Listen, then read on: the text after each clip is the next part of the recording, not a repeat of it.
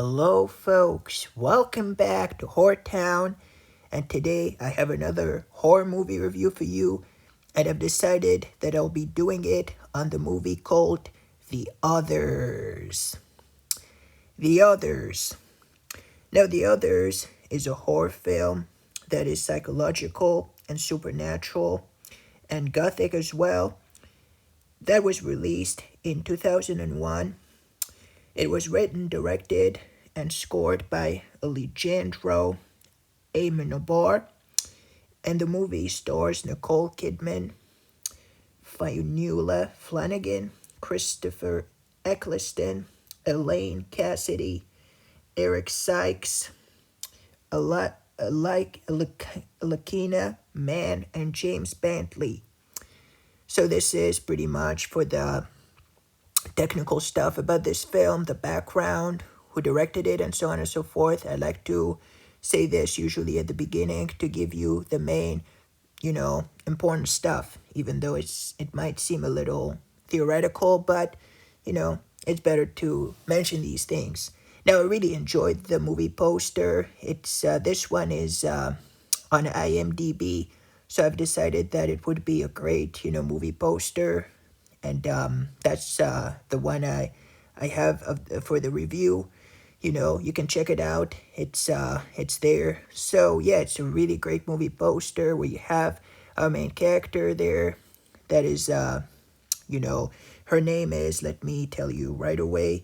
So this is the Nicole Kidman character, and I thought that it really captures the essence of the film, especially with the whole scary atmosphere where you have the stairs and you have it seems that there's some kind of a figure there and you cannot really tell what it is, and except that you have this huge veil, and this looks pretty creepy.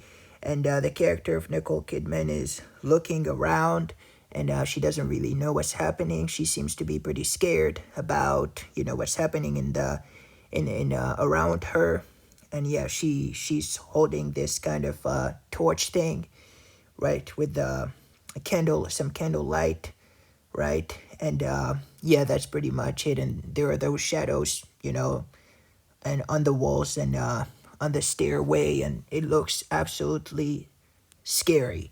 But yeah, the movie is basically set in 1945 on the island of Jersey, and it is basically about this woman named Grace Stewart, who is played by Nicole Kidman. I was telling you about a minute ago, and she has those children, and it's a brother and a sister, and their names are Nicholas and Anne, and they're living together with the mother, and their father just went off to war, so it's just the three of them living in the house.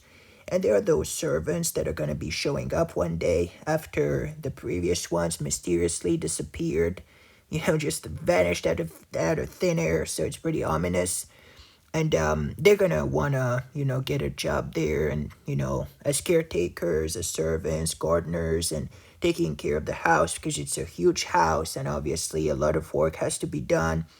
So obviously Grace is gonna let them in the house, and they're gonna be taking care of the children of the house, sorry, and yeah, also the children from time to time.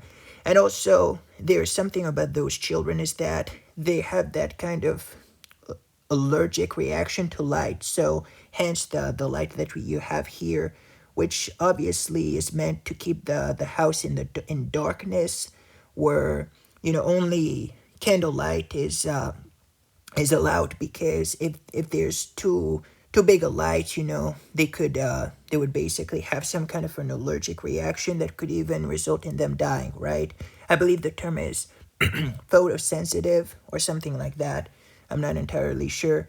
But yeah, so the whole idea is not to have any light that is too bright. So that's why in this whole film, most of it is set in the dark. So you have that darkness, atmosphere and vibe, which I thought was pretty great for this kind of horror film. Now it's yeah, it was a pretty great one. Now, Anne usually likes to scare off her brother by telling him some, silly ghost stories that children make up and so on and so forth. But it seems it's gonna appear as if, as the movie goes on, that there might be a presence in the house, right? That there might be some intruders, hence the term The Others, right? The movie title. And at some point even the servants are going to be, there's going to be that kind of hinky vibe about them.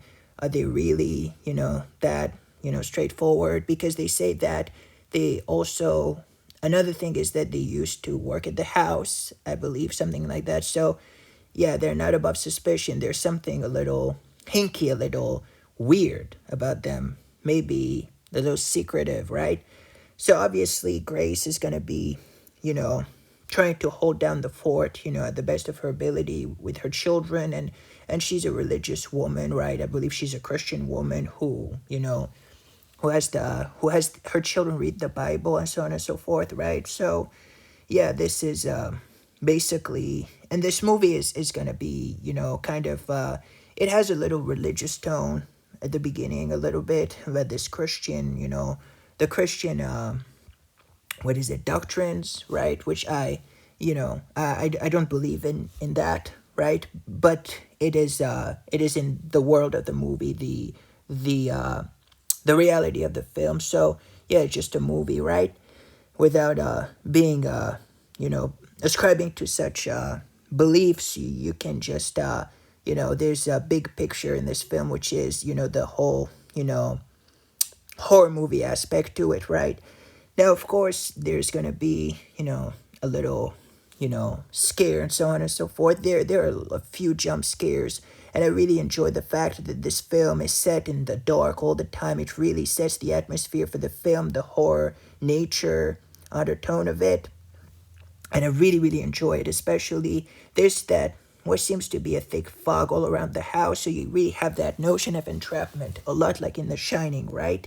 So this is why I wanted to review this film, because I believe that it's another great horror film for the winter time. If you haven't watched it, I believe that now is good a time as any, as good a time as any, because of the fact that it really fits for that time of year, for this time of year, I would say. But yeah, honestly, Grace Stewart, Nicole Kidman, once again was really great. The British accent that she has in this film is very, very, very well, rehearsed, very well performed.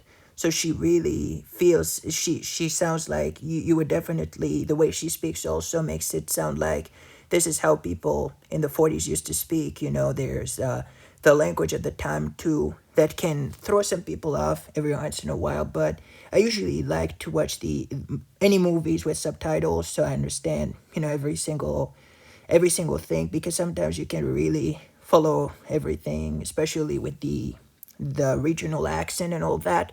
But yeah, I would say that Nicole Kidman is definitely, a very talented actress who has starred in so many films. And in this movie, I believe that she even got an award, if I'm not mistaken, for Best Actress. Yes, British Academy Film Awards.